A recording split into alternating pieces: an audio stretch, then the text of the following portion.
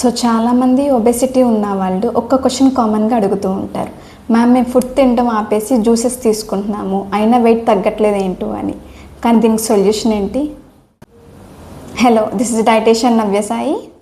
So ఎప్పుడైతే మీరు juices or liquids quantity తీసుకోవడం స్టార్ట్ చేస్తూ ఉంటారో, లైక్ ఫ్రూట్ జ్యూసెస్ కానీ, vegetable juices, beetroot carrot juices, ragi జావా, సగ్గుబియ్యం జావా, ఈ క్వాంటిటీ స్టార్ట్ చేస్తూ ఉంటారో దీంట్లో మీకు fibre quantity, lack of fibre ఉంటూ ఉంటుంది. సో ఫైబర్ క్వాంటిటీ అనేది ఉండదు.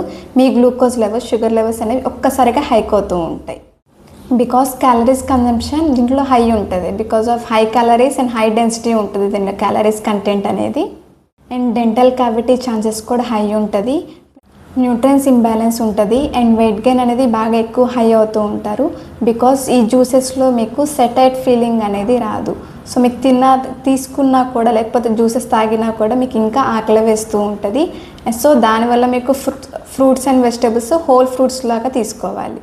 సో ఫ్రూట్స్ అండ్ వెజిటేబుల్స్ ఏవైనా మీకు హోల్ క్వాంటిటీలో తీసుకుంటూ ఉండాలి. అంటే జ్యూసెస్ బదులు మీకు సాలిడ్స్ రూపంలో తీసుకోవాలి. అండ్ క్యాలరీస్ కౌంట్ అనేది చెక్ చేసుకుంటూ ఉండాలి. For more videos follow our page.